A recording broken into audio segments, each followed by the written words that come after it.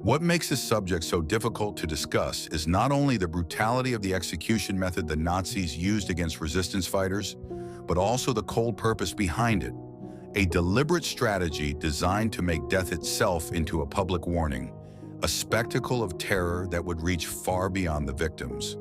And when we look at the story of Masha Bruskina, a 17-year-old girl who defied the Germans in 1941, we see not only the cruelty of the method, but the intention behind every detail. To understand why the Nazis chose a hanging technique that caused slow, unbearable suffering, we need to understand how they saw resistance movements and what purpose they believed punishment served during occupation, because the Nazis were not simply killing their enemies. They were shaping a theater of fear meant to paralyze the population into obedience. And the method they used played a crucial role in this.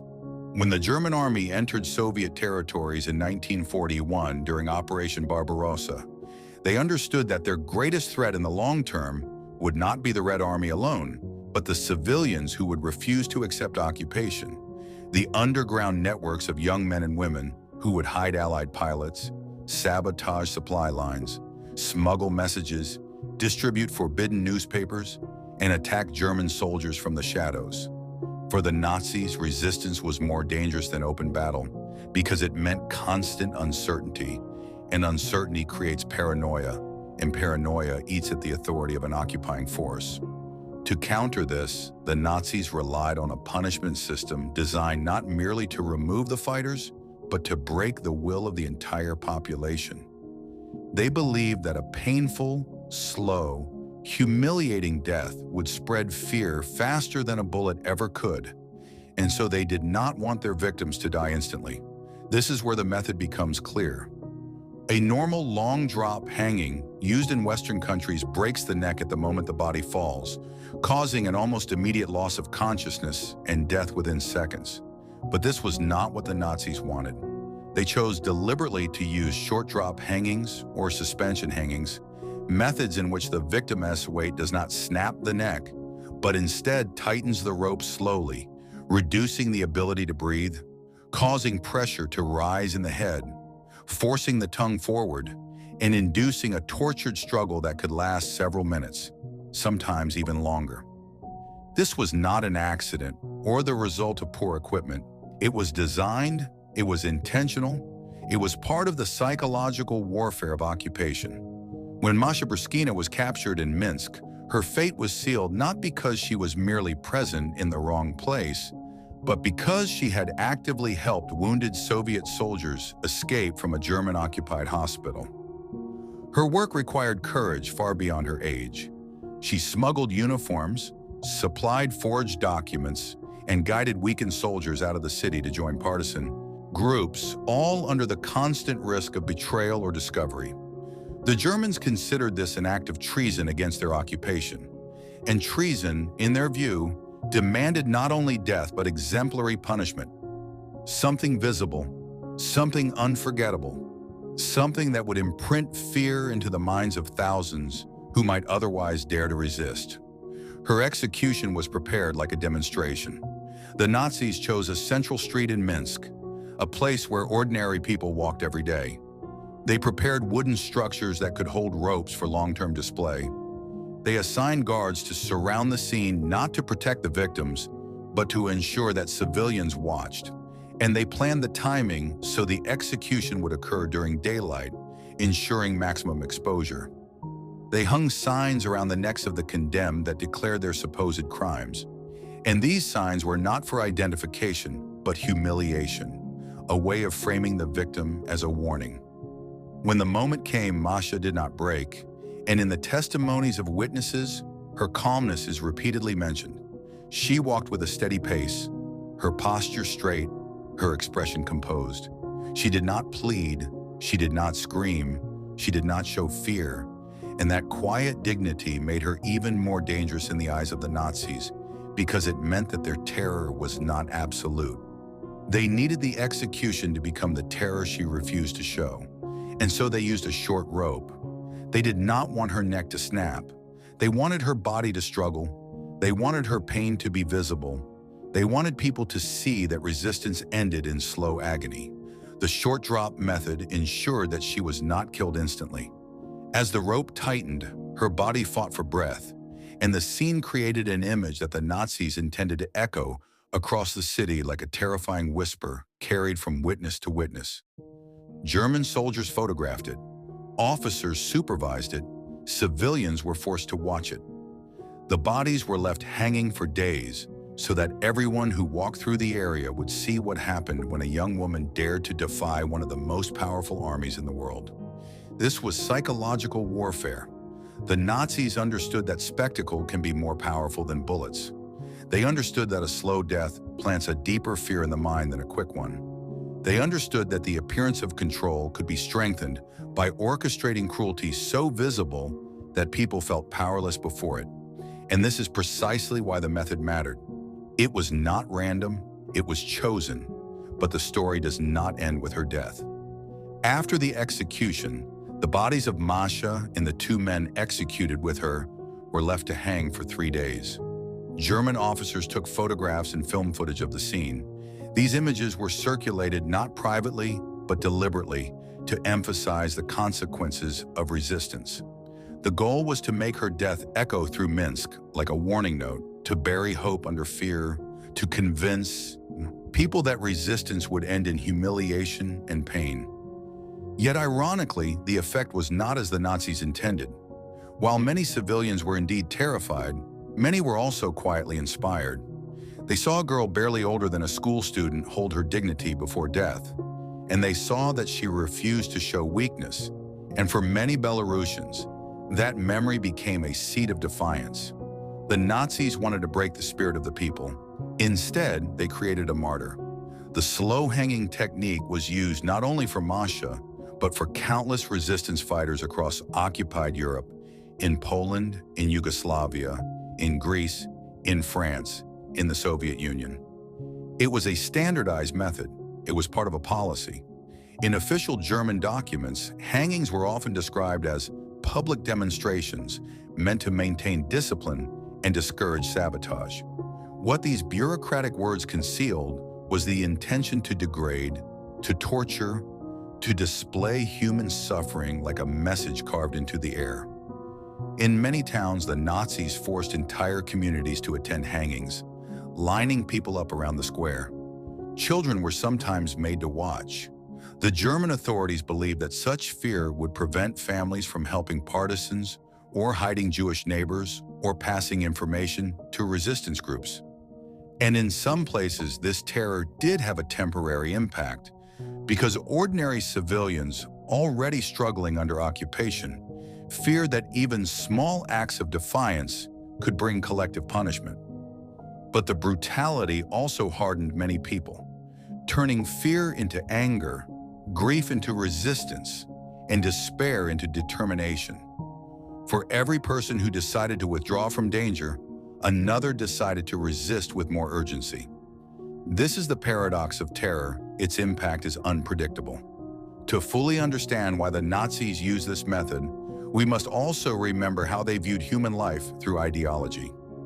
Nazi ideology did not consider all human beings equal. They saw Slavs, Jews, Roma, and political opponents as inferior or dangerous. The suffering of those groups was considered irrelevant, even desirable. Slow death was not a moral problem to them. It was an instrument. When they used short-hanging methods on Jewish partisans, Polish workers, Soviet prisoners, or young women like Masha, they believed they were eliminating enemies unworthy of compassion. By using slow hangings in public, they reinforced the hierarchy they sought to impose: the occupier above, the occupied below. The rope became a symbol of dominance. The struggle of the victim became a reminder of helplessness. But what they underestimated was the human ability to draw strength from tragedy. After the war, when historians studied German execution methods, survivors repeatedly described these hangings as some of the most horrifying memories of occupation, not simply because of the suffering inflicted on the victims, but because of the way the Nazis turned the death of individuals into a tool meant to terrorize entire communities. Survivors recalled how the bodies were sometimes left for days, how people whispered the names of the victims in fear, but also in admiration, how the signs around their necks, which were meant to shame them, often became badges of honor in secret memory. Masha's death remained unrecognized for many years because Soviet authorities did not publicize her identity, partly because they did not want to highlight individual heroes in ways they could not control, and partly because her Jewish heritage was politically inconvenient during certain periods. It was only decades later that she was correctly identified and honored as one of the youngest partisan supporters executed during the war. Her story now stands as a symbol of youth resistance, and the rope that was meant to silence her voice instead ensured that her story would be remembered far longer than the German officers who ordered her death. This is the tragic core of the question. Yes, the Nazis intentionally used slow, painful hanging methods, not out of incompetence but out of strategy, because pain amplified fear and fear amplified control. But despite this intention, and despite the immediate terror it created, the long-term result was the opposite of what they hoped for. Because the stories of people like Masha reveal not the power of the Nazis, but the strength of those who resisted them even in the face of calculated cruelty. When we look again at the slow hanging method the Nazis used, we must understand that this technique did not arise spontaneously from battlefield improvisation, but from a deeper culture of punishment that had developed within the Nazi system long before they occupied the territories of Eastern Europe. Because the regime believed that punishment must not only remove the enemy, but must also communicate a message to the larger population. And this belief was deeply embedded in the machinery of the SS, the Gestapo, and the Wehrmacht units responsible for internal security. To them, a quick death was a failure of communication, a loss of opportunity to instill fear, and a loss of psychological leverage. They understood fear not as a side effect of violence, but as a resource to be cultivated, harvested, and used repeatedly. And this explains why slow hangings became a signature method, especially during the early years of occupation, when they needed to crush resistance before it could grow strong. In many villages across Belarus, Ukraine, Poland, and Lithuania, German forces used short drop hangings to punish not only active resistance fighters, but suspected sympathizers, people who hid partisans, teachers accused of spreading anti-German ideas, young men suspected of carrying messages, and sometimes entire groups of civilians randomly selected after partisan attacks. The method did not change. Trees were often used when no gallows were present, and the rope was tied short to ensure that the victim died slowly, with their feet barely touching. The ground sometimes scraping the soil, sometimes swinging in pain as their lungs struggled to draw air. German officers understood precisely what they were doing. They wrote about it in reports, describing the method as visible deterrence, public instruction, or psychological punishment. These cold phrases concealed the reality that the purpose was to prolong suffering in front of witnesses. While the Germans often filmed these executions for internal documentation, they also allowed or forced local populations to watch, and this was not incidental. The public nature of these deaths was the essence of the punishment. Villagers were rounded up and marched to the execution site. Children were sometimes at the front, not because the Germans wanted to educate them, but because they wanted to traumatize them, to plant fear early so that even in their later years, the memory of what happened would control their behavior. Women and the elderly stood behind them, and guards were posted to ensure that no one looked away. This experience created an atmosphere so heavy that survivors later described it as suffocating, as if the entire air of the village had changed permanently. After an execution, people walked differently. They whispered more softly. They avoided eye contact. The purpose was achieved, at least temporarily, because the memory of a slow death is not something that fades easily. The Nazis knew this, and they used it repeatedly, believing that fear was more powerful than loyalty, and that a population made silent through terror could be controlled indefinitely. But even in the darkest moments, even during these brutal executions, there were things happening that the Germans did not understand. When they forced people to watch, they assumed those people would only learn fear and obedience. But something else was happening as well. People memorized the faces of the victims. They whispered their names to one another after the guards left. They made sure that the children understood that the victims were not criminals, but heroes. They carried the memory of these deaths into the forests, into the partisans, into the stories told at night when families hid in barns or cellars. Terror can mute a voice, but it cannot erase a memory. And in many communities, the memory of a slow-hang resistance fighter became a seed of anger that would eventually grow into organized resistance. This brings us back to Masha Bruskina again, because her execution did not erase her, even though the Nazis left her body hanging as a warning. In fact, the image of her hanging became one of the most enduring symbols of occupation in Belarus, even many years later when her identity was still not officially acknowledged. People remembered her because she had marched to her death with dignity, because she had refused to break, because she had refused to beg, and because the very cruelty the Nazis meant to shame her instead elevated her in the hearts of those who witnessed the event or heard about it afterward. The rope that was meant to strip her of humanity instead immortalized her as one of the youngest symbols of resistance. It is important to understand how slow hangings were physically experienced by victims, not for the sake of horror, but to understand why the Nazis used this method so deliberately. When a person is hanged with a short rope, the body is suspended in such a way that the pressure applied to the neck does not immediately sever the spinal cord. Instead, the rope tightens around the windpipe and the blood vessels that supply oxygen to the brain. Breathing becomes increasingly difficult. The chest expands but cannot draw air. The tongue swells. Vision collapses into dimness. The heart races, trying to compensate for the lack of oxygen. Sometimes the victim loses consciousness quickly, but often, especially in younger or stronger individuals, the struggle continues for long minutes. The Germans wanted that struggle. They wanted the sight of it. They wanted the shaking legs, the trembling hands, the desperate movements of a body trying to survive. They wanted the sound of gasping to echo in the minds of those watching. This was the point, to make the death itself into a message.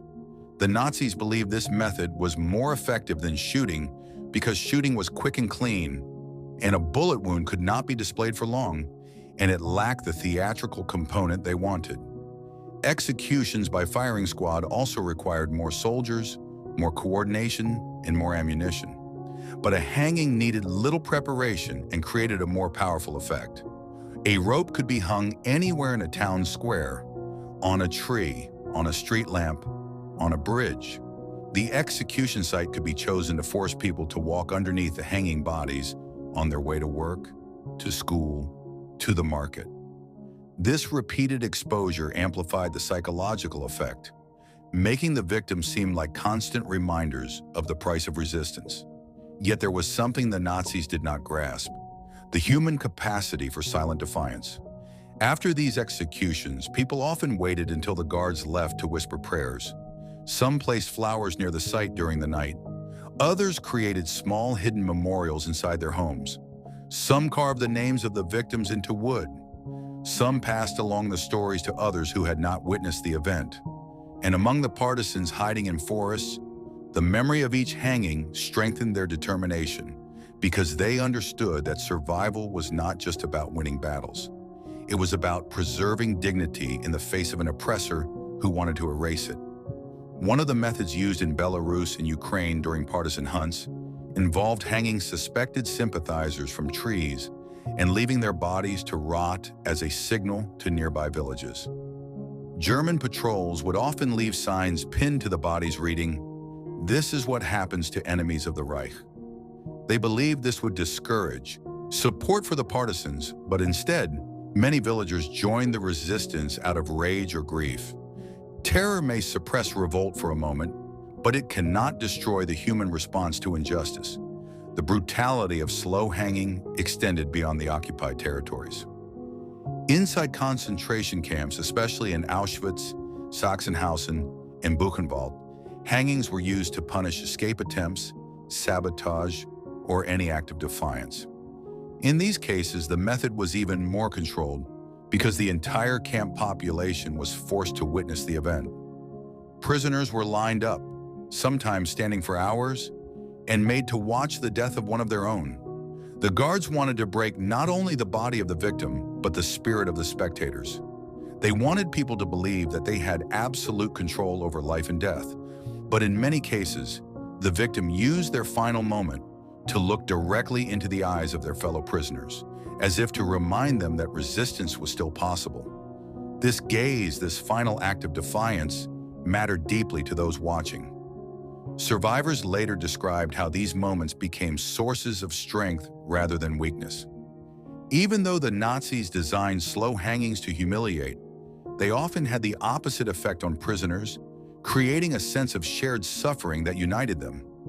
The Nazis could control the body, but they could not control how the meaning of that death would be interpreted.